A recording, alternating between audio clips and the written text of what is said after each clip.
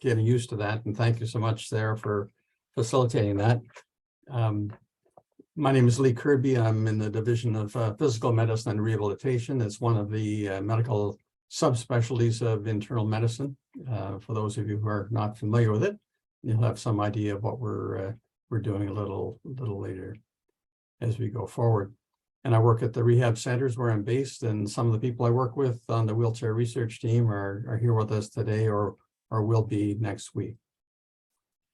So just to set the stage, just to acknowledge the other members of the wheelchair research team and a number of funding bodies over the years who've helped us with our research and learn to do what we're doing.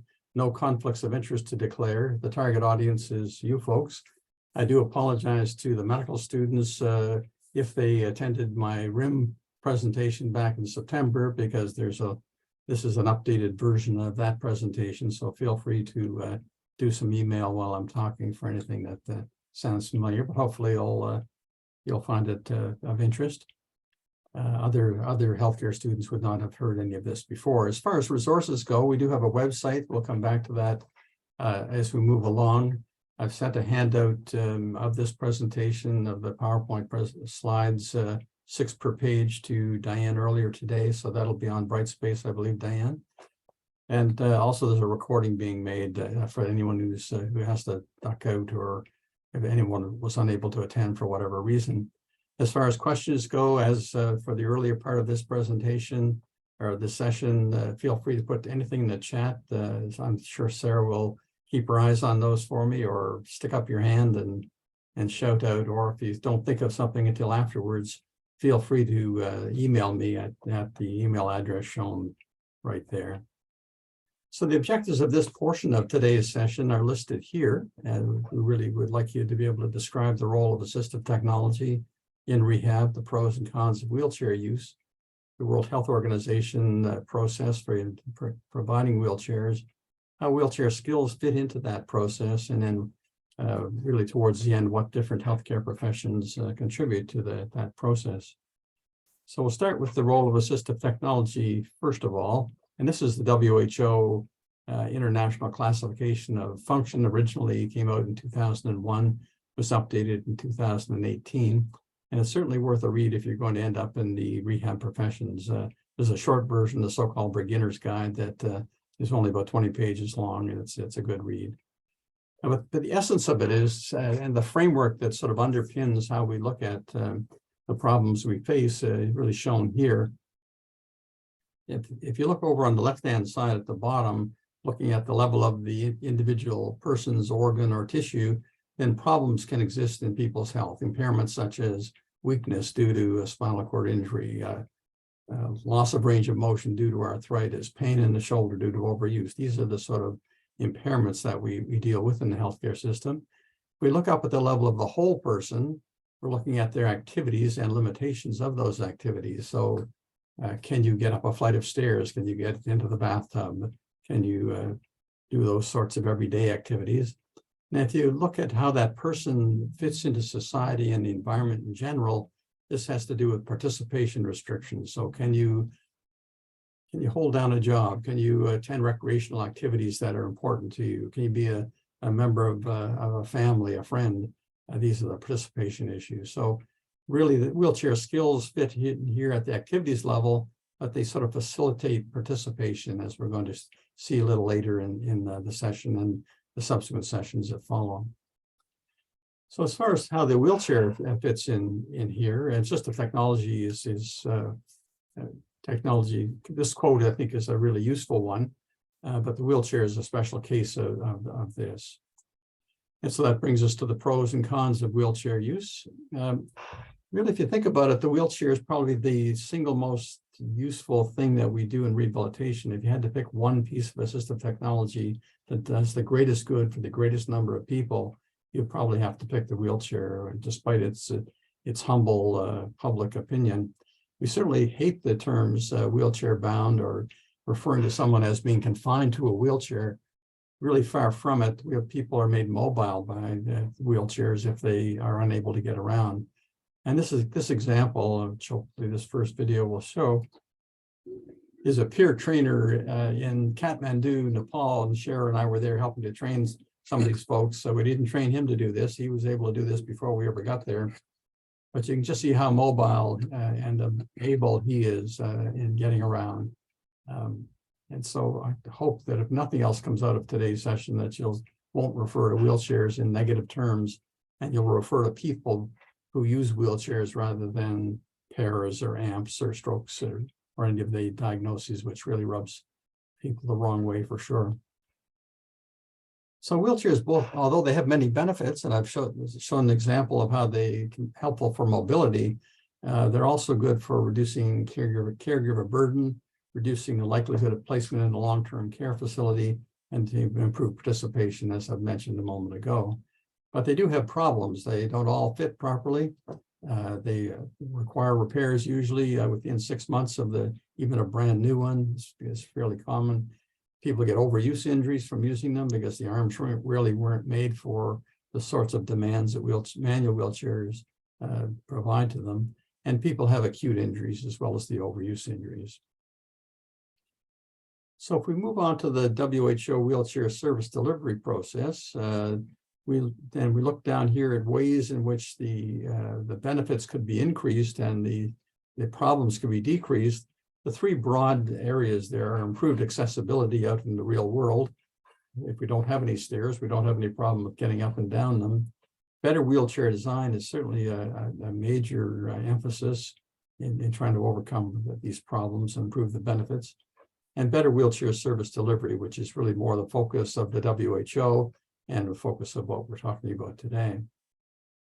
So the World Health Organization in 2008 put out these guidelines on the provision of manual wheelchairs in less resource settings. It soon became apparent that these guidelines were every bit as relevant in more resource settings like ours.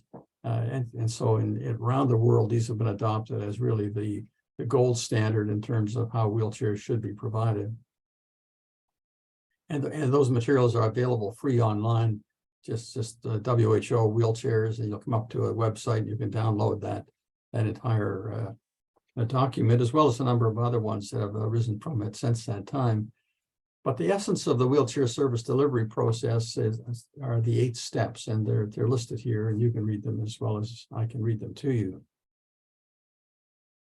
We're going to be dealing with a couple of those, but different members of the healthcare team come in at different stages of all this. So that's just to sort of plant that seed with you for our later discussions. So now let's move on to item 4 here, which is how wheelchair skills fit into that process. And this will be the main emphasis of the remainder of this presentation.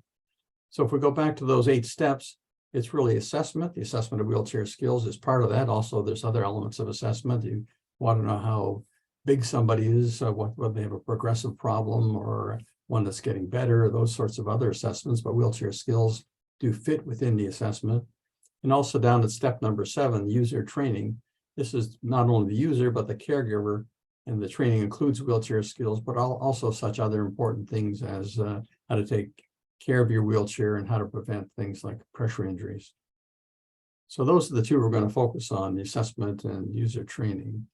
So now I'm going to take you really through the evolution of the wheelchair skills program, starting way back in 1983, which is when the wheelchair research team really began with a simple project, and then we're going to work our way up to the present day up here on the right. So what happened in 1983 was that lightweight wheelchairs first came out, and they allowed a lot more adjustability. They weren't just lightweight. You could adjust the position of the rear wheel axle as shown here. This is a 16-hole grid plate, and so we were finding that people were tipping over far more often than they were before the lightweight chairs were available. We thought we would do a study on that, and so we compared the 4 corners and looked at static stability of wheelchairs in those 4 corners. We looked up the International Standards Organization method for doing this, and it really is just putting somebody on a platform that they can't roll off. The brakes are off. You gradually raise the uphill end of the platform until the center of gravity is just immediately over the rear wheel axle, and just an extra little bit, and suddenly the chair tips over, and there's a spotter there, of course. But you recognize that when the uphill wheels lift off gradually. So this is a pretty low-tech sort of intervention or outcome measure, but it allowed us to answer the question we started with. So this is conventional weight chairs here. And in all of the settings, the lightweight chairs were less stable in terms of rear stability than conventional weight chair. But there was a huge difference compared, depending upon where the axles were placed. So this really got us hooked on looking at static stability and all things relevant to that.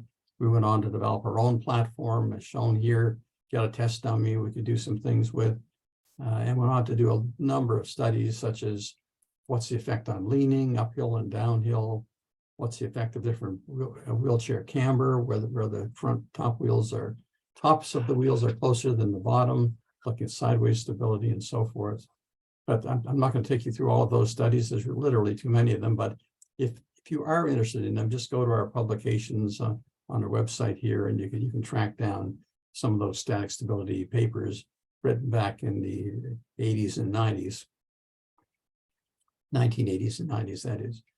In addition to doing static stability work, we were looking at really, well, how important is this? Do people really get injured all that often? And we did a number of studies. I'm not going to take you through any of them really, but there were 5 studies that we did, including using other people's databases, like in the United States, the fatal accident databases, the non-fatal accidents, the Food and Drug Administration, and we also did one in Nova Scotia here as well.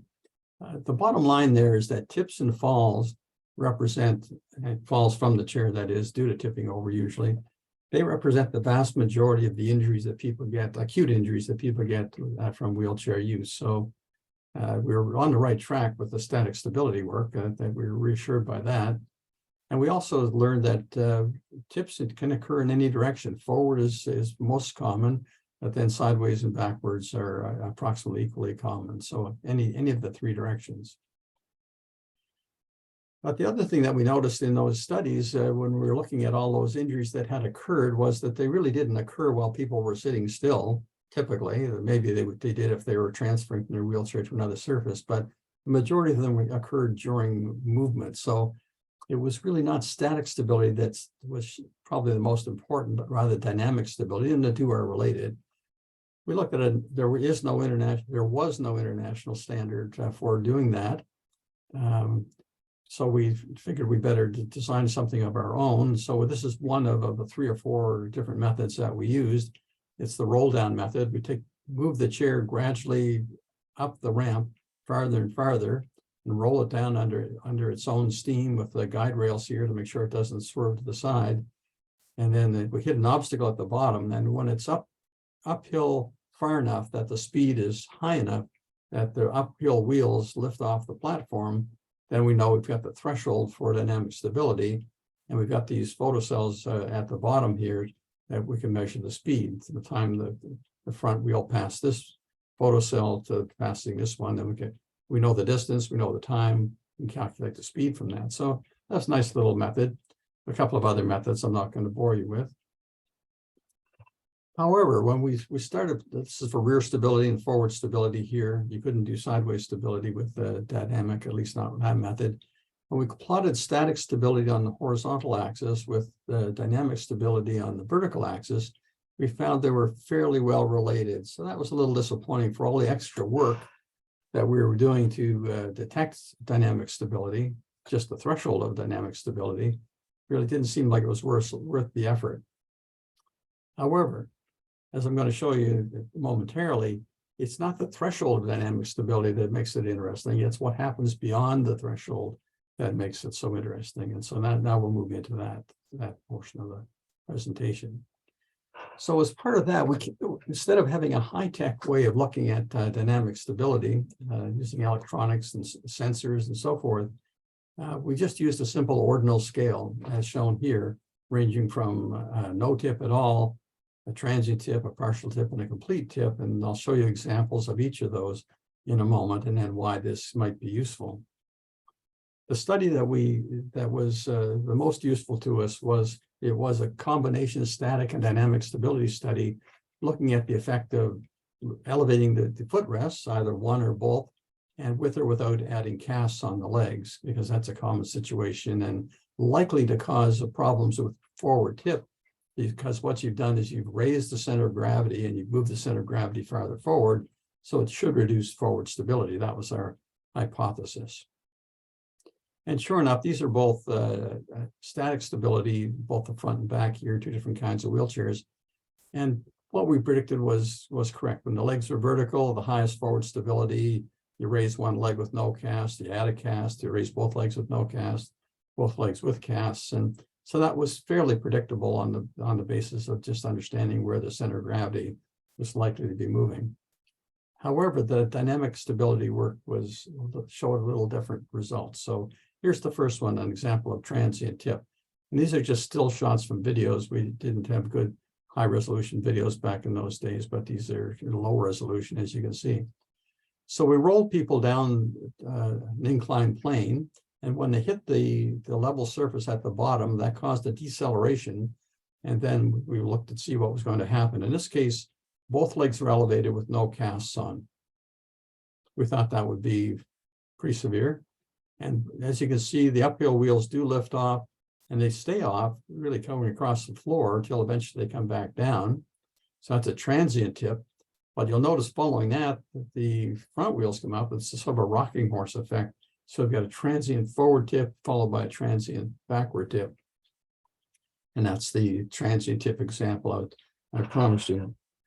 The partial tip is when one or more wheels lift from the surface and remain off the surface. So how is that going to be the case? So here's both legs up, simulated casts on the legs, same thing, rolling down the ramp, hit the level surface here. And it's not a transient tip. You can see at this point that even the casters, the front wheels are off the ground slightly, like it's shown here. And then the chair settles back down into this position. So that's a partial tip. And then finally, a complete tip. You would have thought, well, what's worse than both legs up with both casts on? Well, surprisingly, one leg up with the one cast on. So here's the situation. Coming down the ramp, hit the bottom. Now, when we hit the transition, the foot that's down decelerates the chair on one side. And so the chair on the other side continues to move, and you get a yaw, and you end up landing on your side. So that's a complete tip. And yes, they landed on a mat. And yes, I was the first person in the chair this happened to. And my ribs are sore for some time. But the distinction between the static stability and the dynamic stability was, as we keep saying in the wheelchair research team, it's not a problem, it's a finding. It really just changed the way we think about stability. Yes, dynamic stability is important, but not just a threshold. So the ISO, that ordinal scale that the ISO has since adopted, is the one that we use now for that. So here's just Thomas Edison saying to fail is not the end of the world. It's a great way to move forward.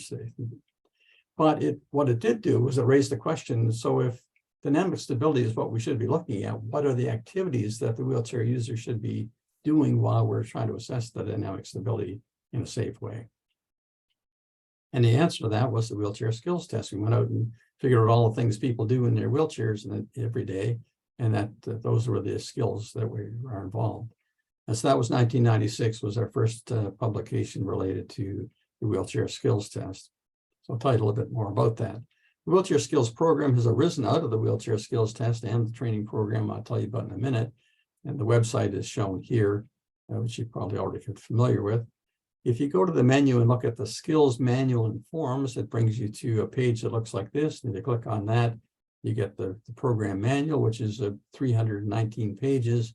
But there's all sorts of detail in there about wheelchair skills testing, which I'm not going to take you through, but just going to summarize. The wheelchair skills program does relate to the three different types of wheelchairs: manual chairs, power chairs, and scooters, although we've combined these two for testing purposes, and two different types of either subjects if they're being assessed or learners if they're being trained. I'm only going to talk about the wheelchair users today. So if you go back to that page I showed you a moment ago and look at the wheelchair skills test form, it looks like this. There's right now there's 30 different skills ranging from just simply rolling forward to coming downstairs, and they get a score for each of those from 0 to 3, which is on the back side of the test, and room for comments. The ordinal scale for ability is shown here. As an advanced pass is a 3. If there's still room for improvement, they just get a pass. and then so forth. You can read that at your own convenience.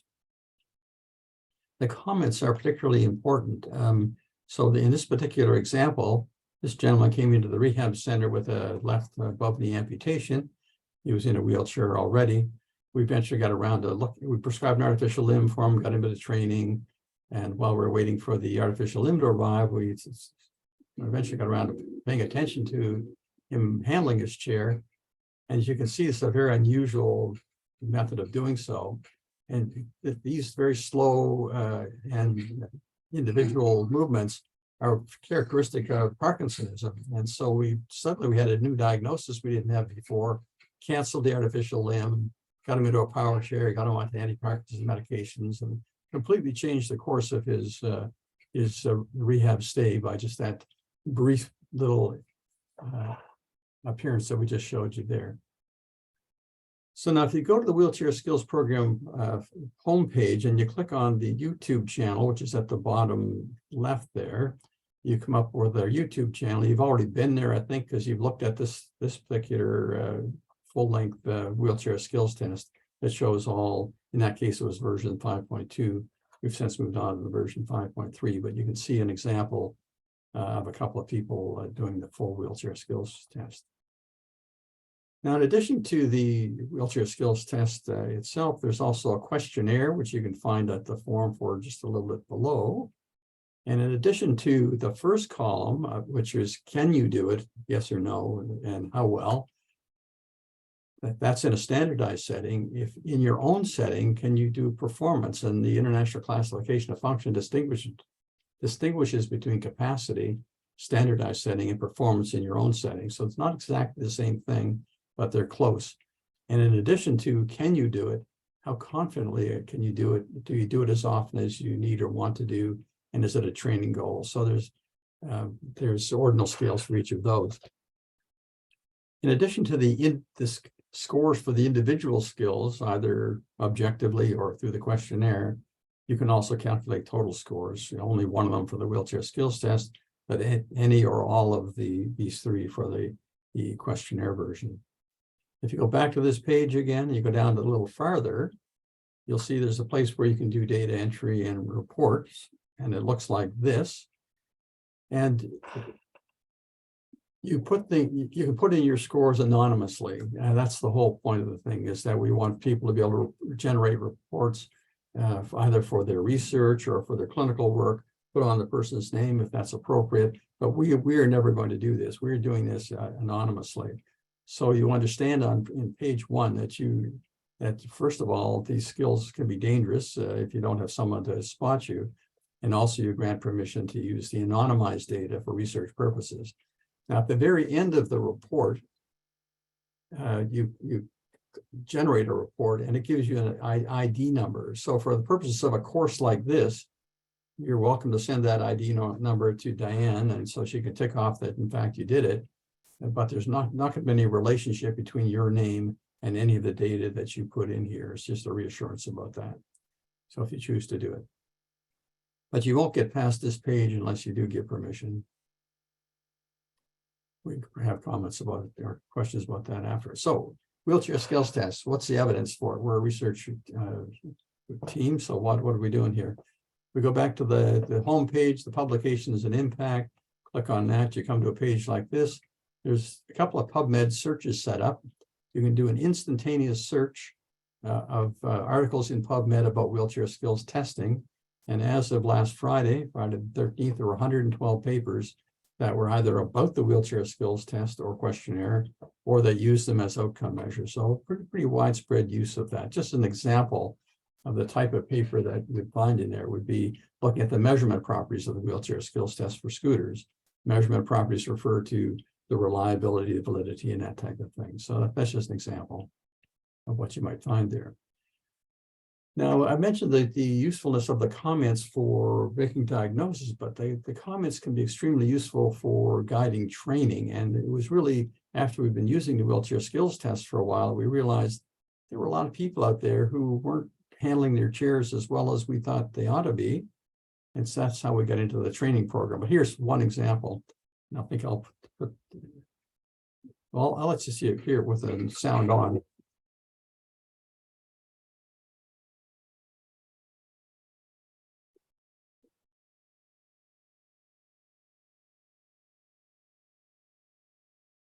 I'll go back there to so put sound off. But this is a young lady who's been using a chair on and off for a number of years. And so she's attempting to get over one of the soft surfaces we were using at the time, which was our gravel pit. And an understandable reaction when you're doing that is to lean forward to put more force on through the hand rims. But when you do that, you put more weight on the front wheels, and that causes them to dig in. And rolling resistance is inversely proportional to wheel diameter. So that's not a good thing to do. She should be leaning back a little farther to allow her to get through this gravel. And we'll come back to that caster loading in another example in a minute or two. But that's the kind of thing we were seeing when we were doing wheelchair skills testing that led us to say, well, okay, we should be doing training. And so our first publication about that, which was Angela McPhee, who's the family doctor now, but she was a master's graduate student in kinesiology at the time, working with me when we did that first paper on wheelchair skills training, published in 2002. So the wheelchair skills training program consists of two large components: process, how to teach, and that's all the things in the motor skills learning literature, which there's a lot, about 50 papers a week in the English language on motor skills learning. And the content on what to teach. Those are those training tips, an example of which I just gave you. And the two together are the wheelchair skills training program. So first of all, the process piece. This is Cher in a chair, and she's going to be demonstrating a few. Let's just see it first, and then we'll talk about what it is you've seen.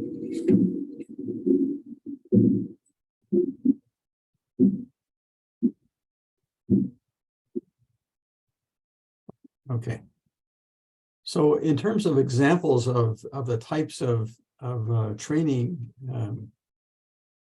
principles that we would use there, there's segmentation. We've taken a skill which is getting up a curb, and we've segmented it. So there's the approach to the curb, the popping the front wheels up, and then leaning forward to get the rear wheels up. It's just the middle segment of that.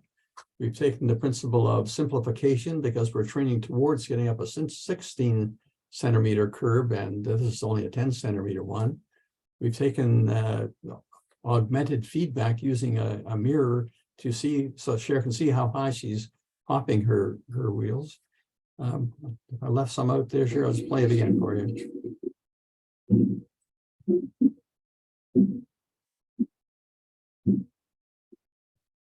Well, those are the motor skills principles, or examples of them anyway. And then as an example of content, try to decide what I would show here. And I think we'll show this one, at least the first part of it. And this is trying to get someone across a soft surface. We used the example of the young lady a minute ago.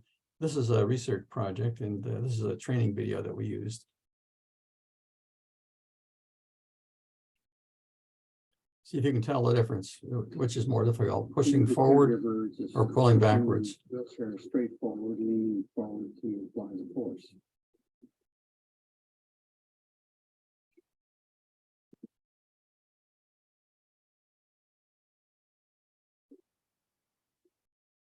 The caregiver pulls straight back on the push handles, glancing over each shoulder in turn to make sure that the way is clear. Okay, there's a couple other parts of that video that we also looked at in the wheelie position, but I'm not going to bore you with that. But just to show you that some science goes into these things, this particular paper was just actually accepted today. And so I'm happy to be able to report what the DOI of it is down at the bottom there. I see the first group that's ever seen that DOI.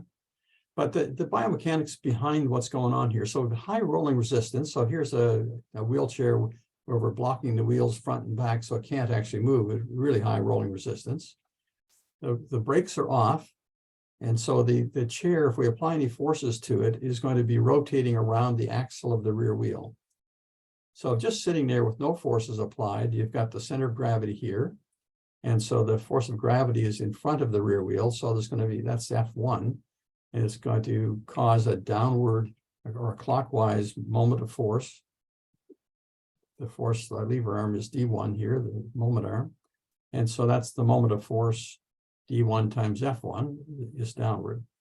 And so that has to be resisted in the opposite direction. by upwards force on the casters, either swung back or swung forwards too. I'm not going to get into that.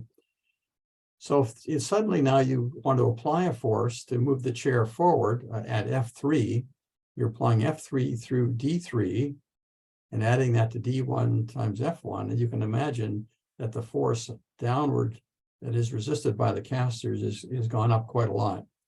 Whereas if you're pulling backwards, if F3 is in the opposite direction, suddenly that's going to cause an upward lift of the casters, and so that there's less force on the casters moving backwards and pushing forwards. And that confirms our anecdotal impression from just having people do this over time. But we finally got around to putting some science on that and documenting it. So aside from that example, what's the evidence? We go back to the publications and impact page, click on that, and there's a second PubMed search down here. And these are the papers about the wheelchair skills training program. And it's now up to, as of last Friday, 73 papers, 16 of which were randomized controlled trials. Randomized controlled trials are really at the pinnacle of the evidence pyramid, or at least they used to be. Now systematic reviews of them have supplanted that somewhat, where you can combine the results from a variety of different RCTs.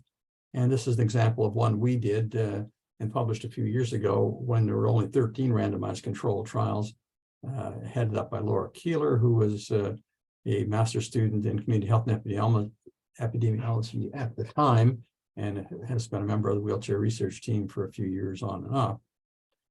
But what comes out of a systematic review can be a meta-analysis, as shown here, if there's some way of combining the data. And these are the 13 papers we looked at, and this is so-called forest plot. And really the bottom line is what you really want to look at. Is there a net positive effect of wheelchair skills training? And the answer is yes, there is. And it amounts to about 20% above the pre-training value or the control group value.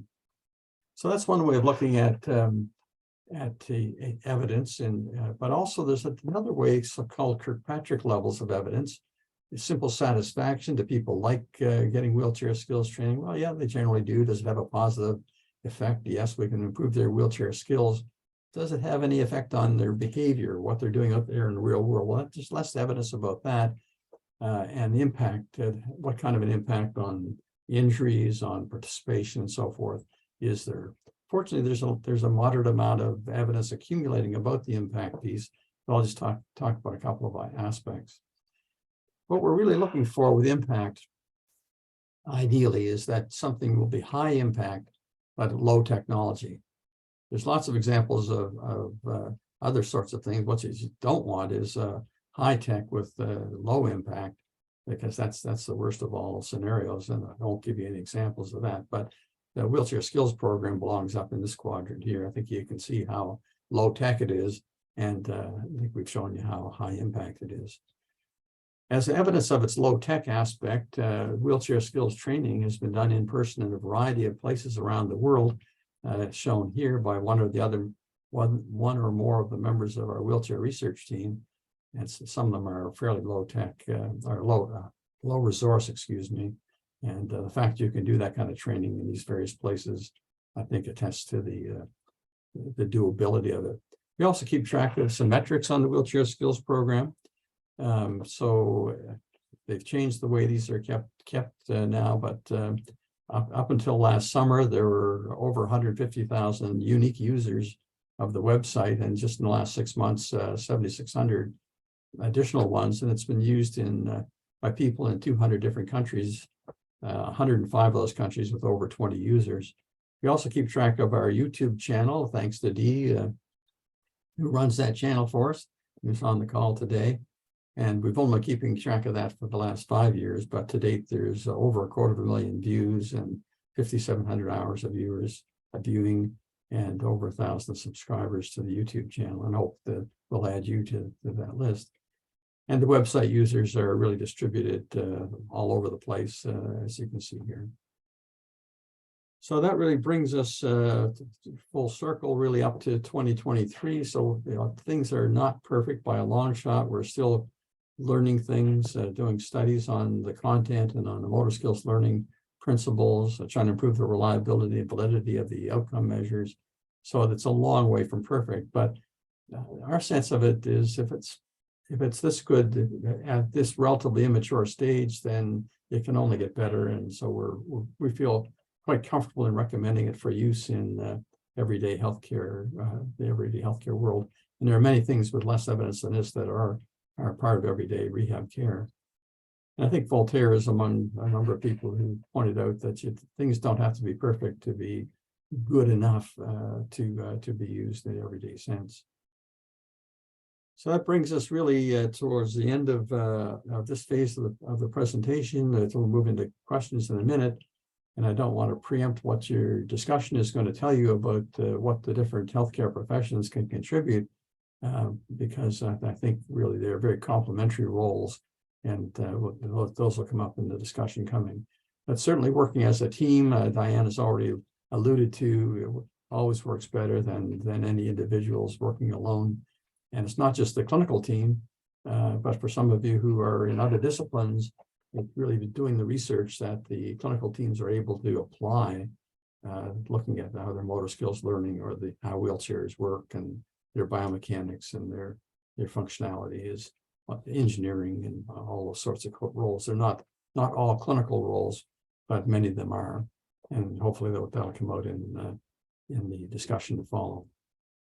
So I'm going to stop sharing there and open things up for any discussion of that section. Right. Wonderful. Yeah. Thank you so much, Lee. I'm going to go ahead and stop the recording. And if folks would like to turn their cameras on, we'll be happy to answer any questions. I can let you know what's in the chat.